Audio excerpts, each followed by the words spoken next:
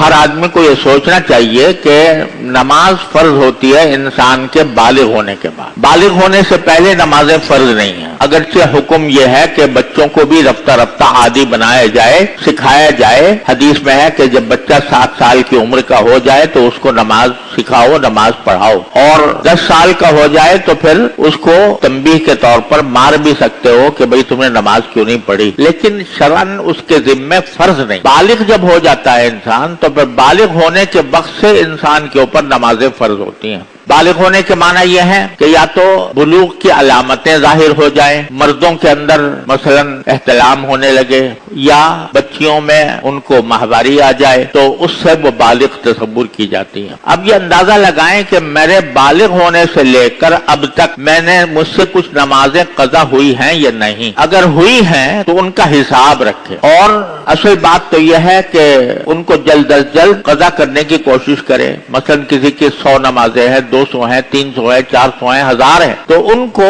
वो कज़ा करें, और जितना वक्त भी ज्यादा से ज्यादा देकर नमाजें कज़ा हो सके वो करे। और उसका एक आसान तरीका बुजुर्गों ने यह भी फरमाया है कि हर फर्ज नमाज के साथ एक फर्ज नमाज कज़ा की नियत से पढ़ता रहे, और नियत ये करे कि मेरे जिम्मे जो आखिरी नमाज फर्ज थी और मैंने अदा नहीं की, वो आखिरी नमाज मैं कज़ा कर रहा हूँ, ये नियत करके शुरू कर दे। फजर की नमाज के साथ फजर की नमाज कि आखिरी फजर की नमाज जो मुझसे कज़ा हुई थी वो मैं पढ़ रहा हूँ और उसको अदा कर रहा हूँ, और जोहर की नमाज के साथ जोहर की आखिरी जो जोहर की कज़ा हुई थी वो मैं पढ़ रहा हूँ। असर के साथ और असर की नमाज के बाद अगरचे नफले मना है, फजर के बाद भी नफले मना है, लेकिन कज़ा करना जायज है। फजर की नमाज भी के बाद भी कज़ा की जा सकती है, असर के बाद भी कज़ा की जा सकती है, मगरिब के बाद मगरिब की, ईशा के बाद ईशा की। इस तरह अपने सारी पिछली जिंदगी की नमाजें कज़ा करना ये इंसान के जिम्मे तौबा की तकमील के लिए जरूरी है। आजकल बाज़ लोगों ने ये मशहूर कर दिया है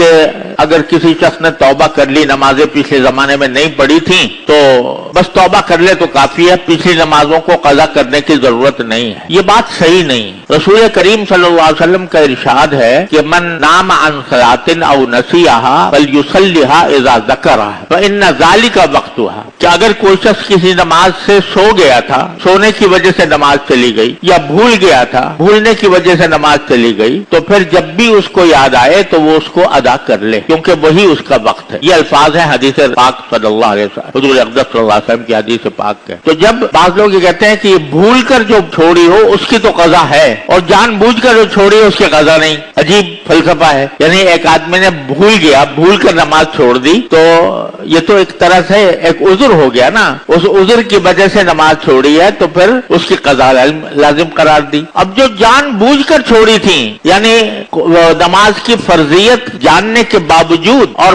गफलत में छोड़ दी थी, तो उसकी कज़ा कहते हैं वाजिब नहीं। ये बिल्कुल अहमकाना बात है। उसकी कज़ा तो और वाजिब है। अपनी इस्ताअत की हद तक हर रोज अपने नमाजों के साथ एक नमाज पीछे कज़ा करे, अंदाजा लगाए कि कितनी नमाजें मेरी कज़ा हुई हैं, कितने दिनों की हुई है, उसका हिसाब अपने पास लिखे, और साथ में ये वसीयत भी लिखे कि अगर मैं अपनी जिंदगी में ये नमाजें कज़ा ना कर सका तो फिर मुझे मेरे तरके से उसके फिदिये की रकम अदा की जाए। ये वसीयत लिखना भी जरूरी, क्योंकि इंसान का कुछ पता नहीं कब मौत आ जाए। तो मरने के बाद अगर वसीयत कम अज कम कर दी है तो अल्लाह ताला की रहमत से उम्मीद है कि इंशाअल्लाह वो माफी हो जाएगी। लेकिन अगर फिक्र ही नहीं की, बस जो हो गया सो हो गया, और उसके बाद फिर कोई तक उसको कज़ा करने की फिक्र नहीं की, तो फिर वो गुनाह से बरी नहीं होगा।